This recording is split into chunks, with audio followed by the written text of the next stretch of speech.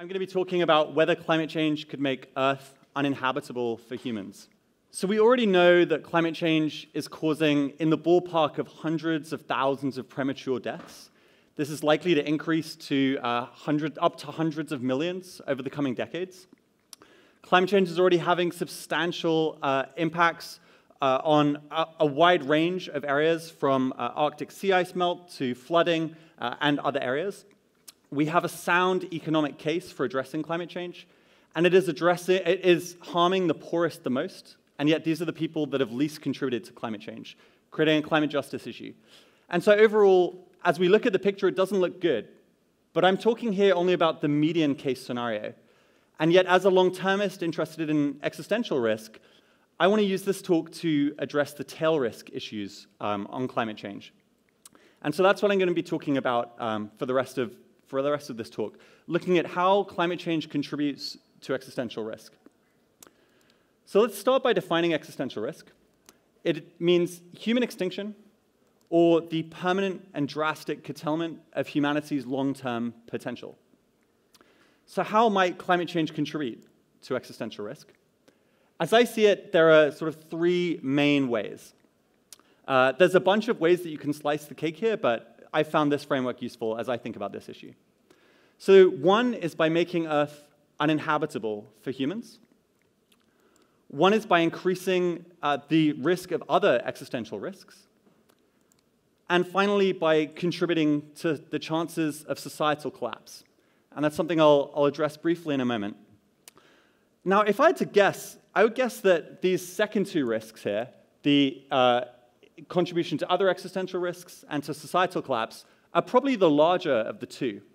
But they're also less tractable to study. And so I'm going to do the thing that academics so often do of ignore the big important things and address the thing that I know about as a climate physicist. So we're going to be setting these second two aside and focusing primarily on this question of making Earth uninhabitable, except for the next slide where I want to talk briefly about societal collapse. So what do I mean when I talk about the chance of societal collapse?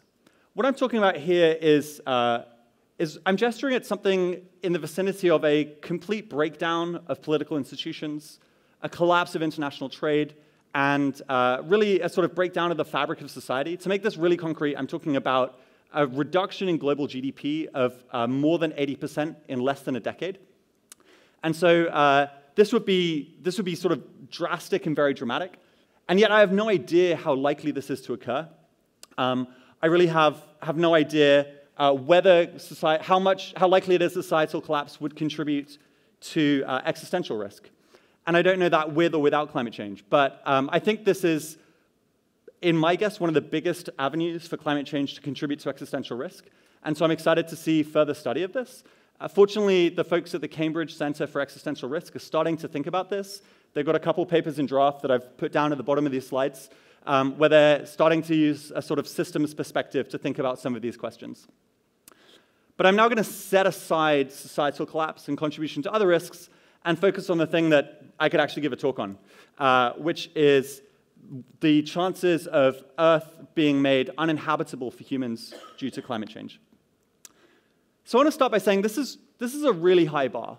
For Earth to become uninhabitable to humans, that means that humans have to be able to survive nowhere on Earth, in Earth's wide-ranging of climates, under pretty dramatic warming if we were to see Earth becoming uninhabitable.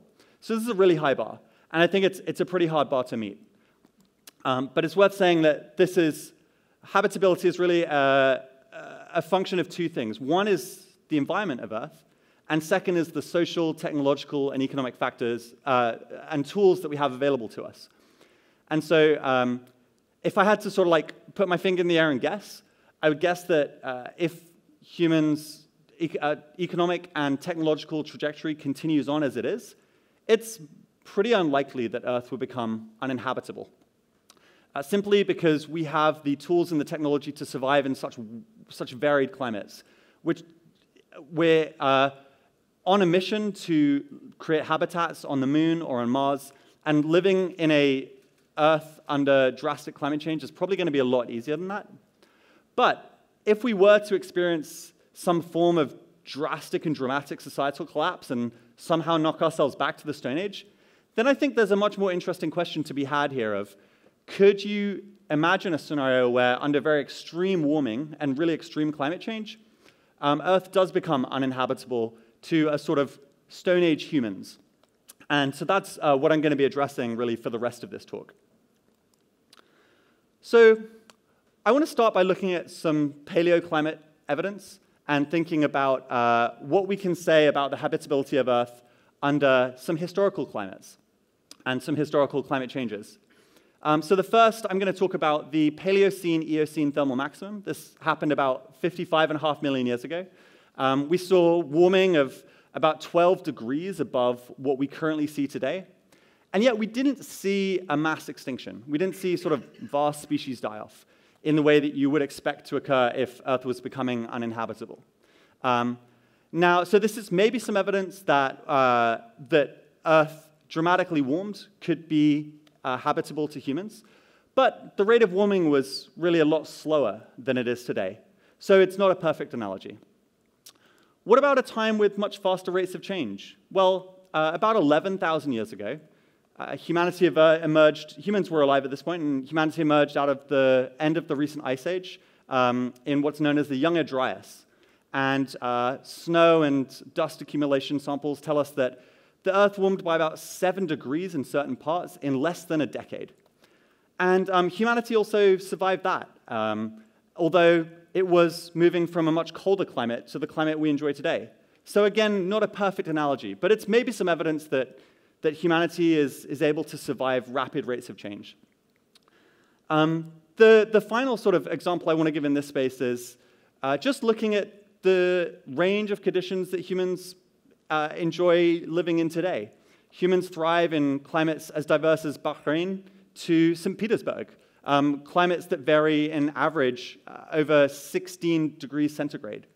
So this is maybe some evidence that even in a warmed climate, provided that everything else didn't fall apart around us, we would be able to survive in a range of different climates, provided that the environment and ecosystems adapted. But again, really not a perfect analogy, because these are static conditions as opposed to moving ones. So this is sort of some lines of evidence that we can bring to play here. But my old supervisor during my PhD, we would talk about this question a fair bit, and he would always say that really, in order to address climate change's contribution to X-risk, you need a story you can tell about how, what events occur that get us from now to a point where Earth is uninhabitable or where humans have gone extinct. And so what I want to do for the rest of this talk is try and sketch out a story like that I find sort of vaguely in the vicinity of plausible for how we could get there. I'm not saying this is likely. I'm not saying this is going to happen. I think this is incredibly unlikely. But the challenge I gave myself was like, could I tell a story where we get to a world like that? And so that's what I'm going to do here. So this is, we're talking about, is there a plausible route to uninhabitability? So this is not the first time that this graph has been shown in this conference. I think Goodwin showed it in her talk earlier. But I want to briefly talk us through this. So along the vertical axis here, you've got the amount of warming that occurs, going from 0 to 5 degrees. For context, 2 degrees is what the international climate negotiations are fighting hard to keep us below. 5 degrees would be a dramatically and drastically different world from the one that we enjoy today, with sort of mass loss of species, potential risks of tipping points, all sorts of things that have been covered elsewhere in the conference over the course of the last couple of days. And then on this direction here, this is showing how much carbon humanity is burning. And so the black line is where we are up to date. So to date, we have burnt about 500 billion tons of carbon dioxide. And by the year 2100, if we carry on burning CO2 sort of under business as usual scenarios, we'll get up to about 2 trillion tons of carbon burned. And so what I wanted to know is, that's sort of burning the amount of carbon that we would under business as usual. What if somehow we got really carbon hungry and just wanted to burn a lot of the carbon? Maybe not by the year 2100, but what if we just tried to burn, what if we ended up burning sort of all the potentially economically viable carbon that is down there. And so to do that, we need to zoom out a little bit and continue the axis along here. And this is the range of the graph that we would be looking at if humanity burnt all of the potentially economically viable fossil fuel reserves that are down there. And so if you look at this sort of red band coming up here, this is sort of the one you want to be thinking of. And the question is, like, where will this red band go to if we end up burning this much fossil fuels? And, like, the answer is, I don't know. There's a whole bunch of complicated climate science that would go into answering this question. People have made careers out of pointing out that this is roughly a straight line so far, but it's probably not going to be a straight line forever. There's a bunch of factors that are going to go into this. But this is more just to sort of prime your intuitions that burning that much fossil fuels would probably end up in a very bad world. So that's sort of the first pillar of the story that I want to tell. The second pillar of this story is looking at cloud-based tipping points and asking the question of, could there even be cloud-based tipping points? So for those of you who are interested in the solar system, like I was as a kid, you probably remember that Venus is actually warmer than Mercury, despite the fact that Venus is further away from the sun. And this is because Venus had a runaway greenhouse effect on the planet. Now, it happened different there than the way it would happen on Earth, but if it were to happen on Earth, it would go something like this. Some forcing would heat up the ocean, say increased carbon emissions or increased energy from the sun. The oceans would get a little warmer, they would evaporate a bit more. That evaporation would put more water vapor into the atmosphere. Water vapor traps outcoming thermal radiation, outcoming heat, and so that heats up the atmosphere, and that in turn heats up the ocean. And so your cycle continues. The ocean emits more water vapor, and your cycle sort of spins like this. And on Venus, that just kept going, and kept going, and kept going, until I think Venus is about 700 degrees centigrade. On Earth, if this were to occur in this runaway effect, in a very impossible worst-case scenario, you could imagine sort of boiling all the oceans or something like this if the effect didn't stop. Now, people have looked into this, and they've said, actually, this isn't really very plausible. You would need a lot more incoming solar radiation than is ever really going to occur, because we know how the Earth orbits the sun, and we know the range of solar radiation that tends to reach Earth, and we know this is really not going to happen anytime soon. And so I think we can rule out this runaway greenhouse effect. But is there something like this that we could happen? And so back when I was studying my PhD, back in sort of finishing in 2013, there wasn't really a story I could tell like this. But in 2016, an interesting paper came out by Pop et al., which had a very simple climate model, which had this strange effect where cloud feedbacks kicked in and it kicked the temperatures up to stabilizing at about 20 degrees. So you saw this, basically this runaway effect that I've been talking about, and it stabilized about 20 degrees above current temperatures. Now, the model wasn't very plausible. It was incredibly simplistic, and it made enough assumptions that no one really believed it. But it started to get people sort of scratching their heads and wondering, like, is this a thing that could happen? Like, is there a sort of feasible mechanism here? Fast forward to 2019, and as I was sort of reading the literature ahead of writing this talk, I was sort of amazed to find this paper by Schnauder, Kahl, and Pressel, which is actually kind of a big deal, and it's again using an incredibly simple model, a column model of the atmosphere. And what happens in this model is they triple carbon dioxide concentrations, the amount of CO2 in the atmosphere, and what they find is that the cloud layer, the stratocumulus cloud layer in the tropics that sort of looks a lot like this, that cloud layer will burn away. Now, clouds have this lovely white fluffy property that makes them really reflective to incoming sunlight. And so that stops the Earth warming too much. But when the clouds disappear, the dark ocean underneath, it absorbs a lot of sunlight. And that, in turn, heats up the ocean. And you remember our story before about heating up the ocean, water into the atmosphere, blah, blah, blah. And so what happens in the Schneider simple model is that you see 8 extra degrees of warming on top of the tripling of CO2 concentrations that happen simply from what they did in the model.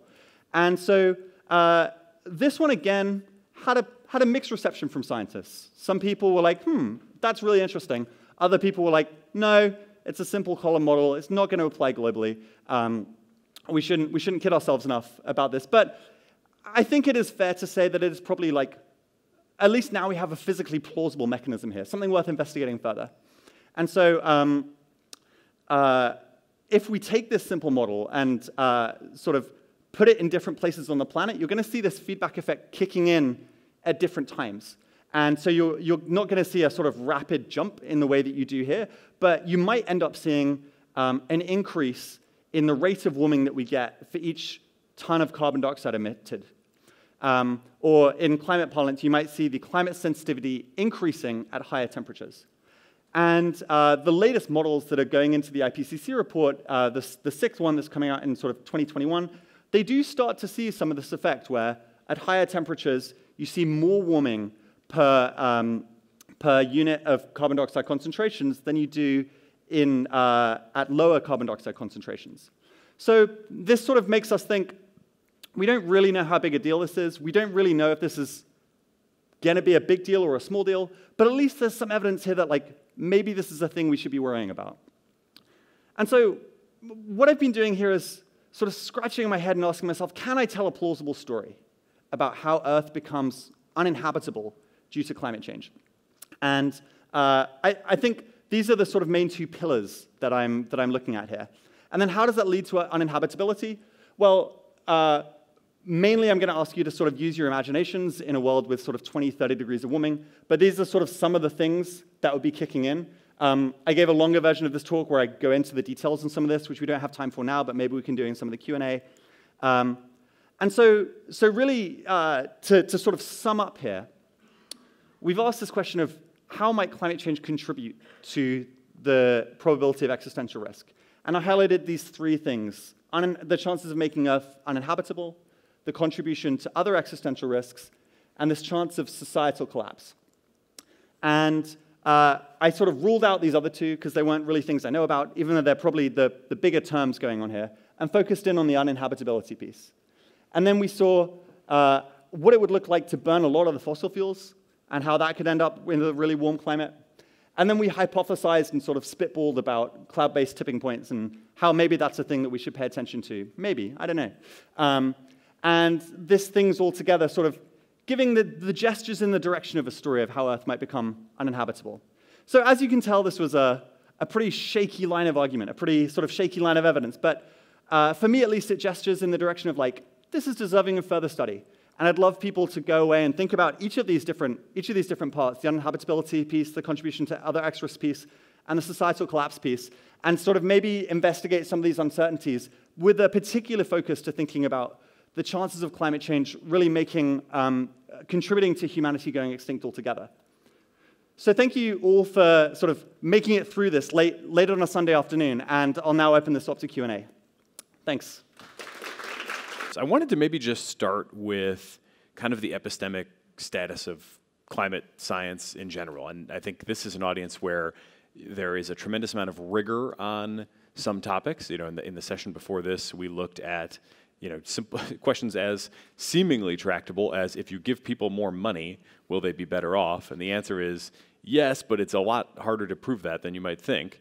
And then on the far end of the spectrum, you've got questions like, do insects suffer? And if so, what might we be able to do about it, if anything? So climate science is probably somewhere in the middle, but it seems to be sort of hotly debated. And I find that this is an area where it's kind of hard to get clarity as an outsider on just how solid all of this science is. So maybe you could give us your perspective on all of that.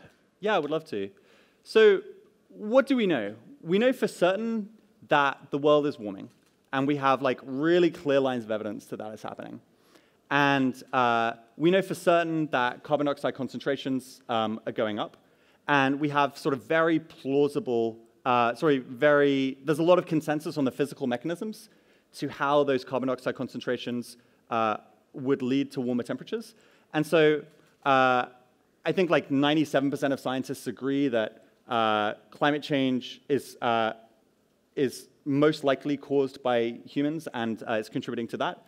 And that is talking about how much is sort of the overall trend of the world warming and climate change and humans' contribution to that. Now, when we zoom out and talk about climate change's contribution to existential risk, Now we're just in sort of pure fantasy speculation land. Like, this talk isn't really a talk about rigorous science. This is a talk about Niel standing up on stage and spitballing for half an hour.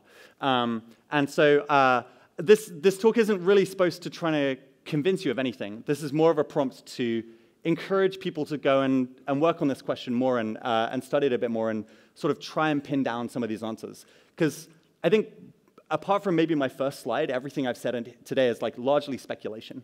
But it's speculation trying to get at this question of where might this chance of extinction lie, which is so important from a long-termist perspective. And if we come at this problem from this long-termist perspective of trying to figure out where the extinction risk lies, then I think there are a bunch of really interesting questions to ask that I'd love to see the broader community addressing. Yeah, okay. Sticking with more mainline questions just for a second, it seems like some of your earlier comments toward the beginning of the talk seem to suggest that your outlook would be humanity will be pretty adaptable, and yes, there will be costs to climate change, but in the absence of, as you put it, a story where kind of other things happen as knock-on effects, the kind of mainline expectation is not so bad. Is that a fair reading of your view? It depends on what you mean by not so bad. If we mean like, I expect sort of tens of millions, maybe even hundreds of millions of people to die prematurely because of climate change, but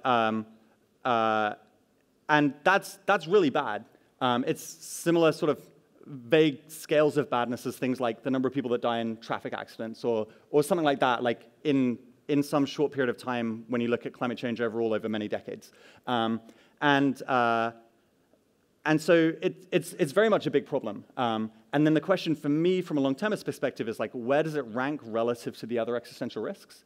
And so if I had to guess, I would guess that it's maybe like lower down on the list of things likely to contribute the most to existential risk than, say, AI or biorisk or sort of, I'd put it more among the cluster of things like nuclear weapons, geoengineering, climate change, things like that. And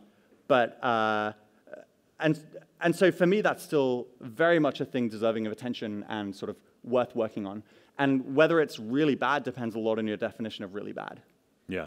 So not to be, again, too anchored to kind of the mainstream questions, but do you feel that it is time now to be kind of mobilizing and transforming the economy, or do you feel like the jury is still out on that and we don't really have the mechanism for kind of the plausible story of the really bad outcomes that would demand that of us at this stage? Oh, for sure. I think we should be cutting carbon emissions much, much more dramatically than we are right now. I think we should be going to net zero emissions. I think there's like a relatively solid economic case that this is a good idea, and it's positive return on investment. My guess is that we should be keeping the total amount of carbon that humanity emits to less than 1 trillion tons, which would hopefully keep us at less than about 2 degrees of warming. And that's double of what has happened in all of history? Yes, exactly, yeah.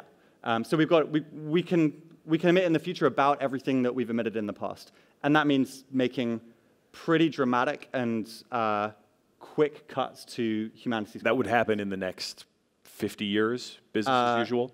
Yeah, or less. Yeah, we need to start cutting carbon emissions sort of in the next few years. Gotcha. Okay. Let me look at the app here for a quick second.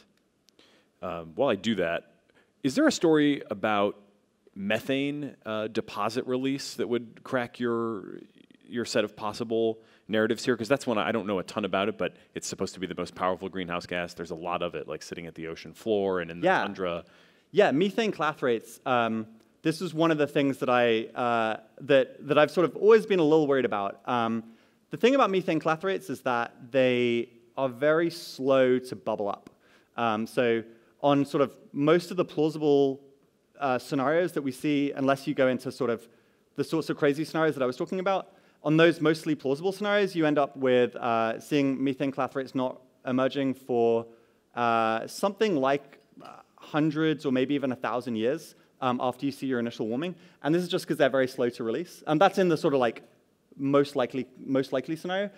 If we got the climate science wrong, or if the bottom of the ocean heated up way faster than we expected, then you could see that happening fast. but the ocean doesn't really turn much in the vertical direction. Almost all the movement in the ocean is horizontal. And so this just makes it very hard for heat to propagate downwards. And that means it's going to be it's going to take a little while for those methane clathrates to heat up.